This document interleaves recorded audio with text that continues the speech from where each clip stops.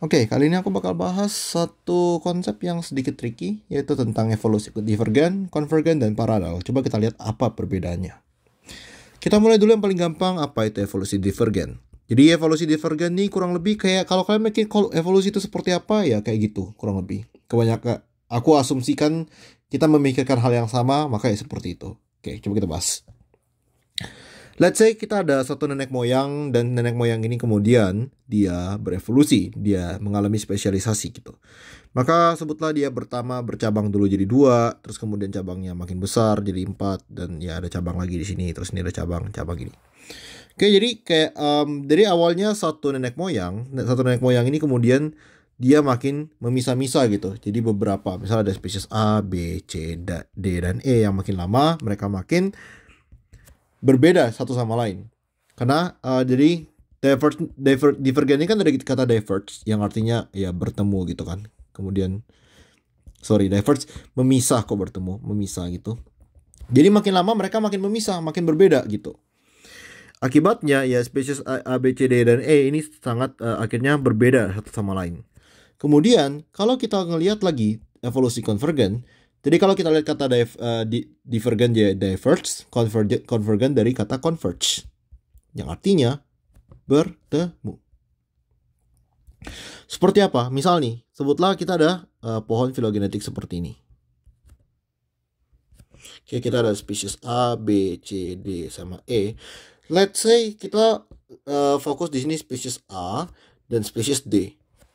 Harusnya seiring berjalan waktu, spesies A dan D kan mereka tidak punya hubungan filogenetik yang erat ya gitu. Mereka jauh gitu.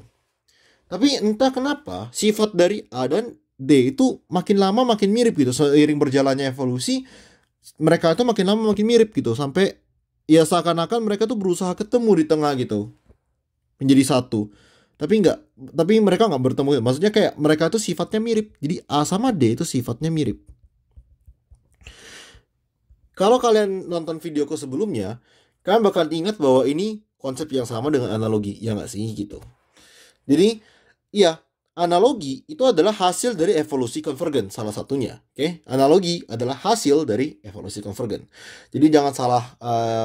Banyak orang bilang bahwa ya analogi, evolusi konvergen, same thing. Actually not. Analogi itu the result of convergent evolution. Jadi hasil dari evolusi konvergen itu adalah analogi gitu. Jadi dia menghasilkan dua spesies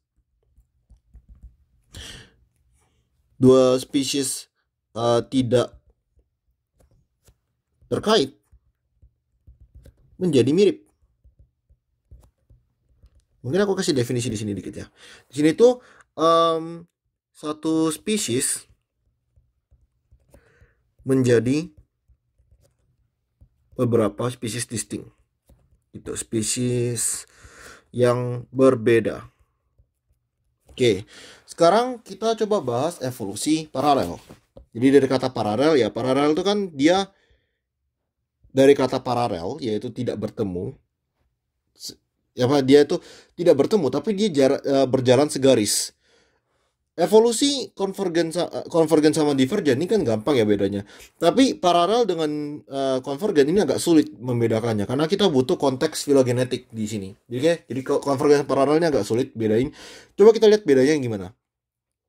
Perbedaan utama adalah biasanya pada evolusi paralel, spesies yang punya kekerabatan yang dekat akan cenderung memiliki sifat yang mirip gitu. Jadi let's say di sini A dan B itu kekerabatannya dekat ya. Mereka itu cenderung punya sifat yang mirip. Jadi seiring berjalannya evolusi mereka bakal kayak makin menghasilkan sifat yang mirip. Inilah yang kita bilang namanya paralel.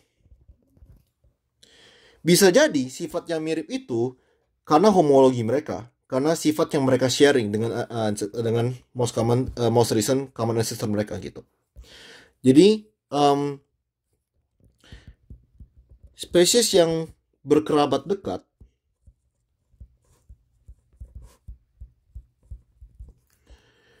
seiring evolusi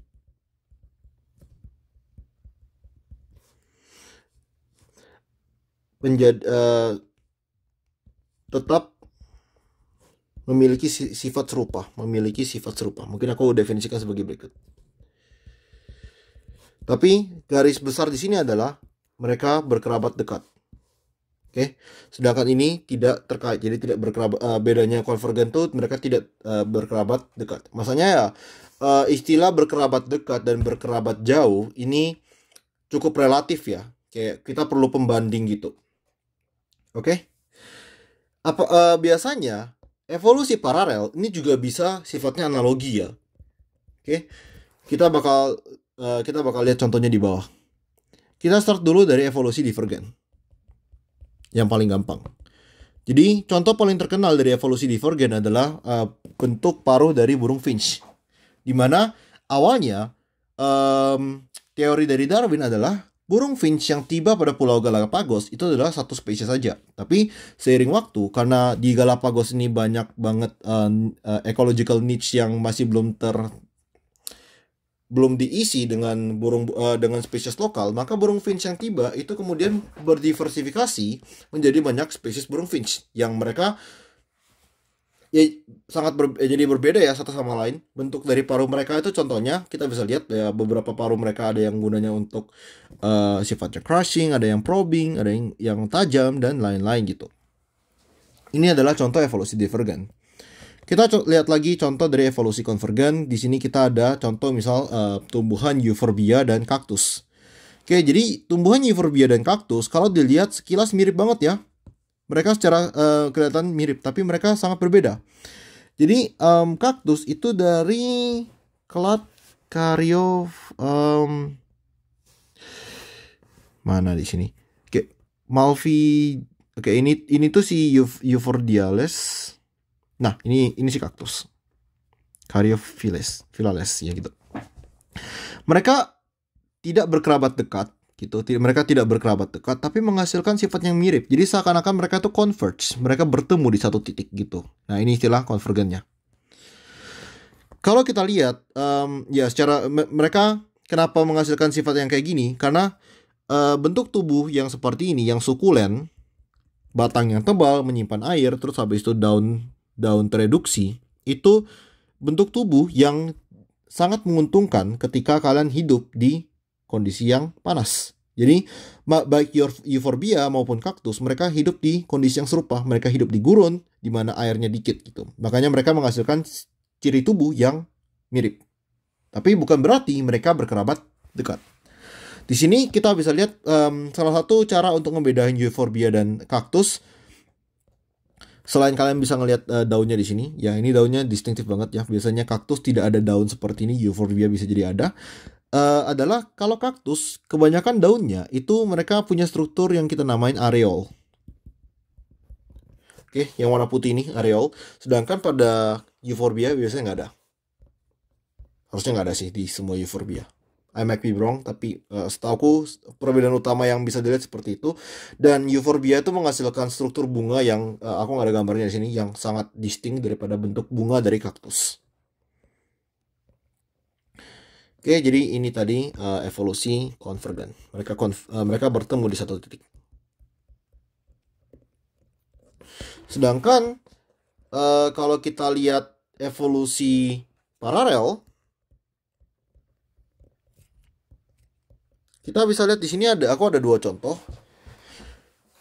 Ini pertama, coba kita lihat di atas, kita ada sugar glider. Dan di sini kita ada namanya flying squirrel.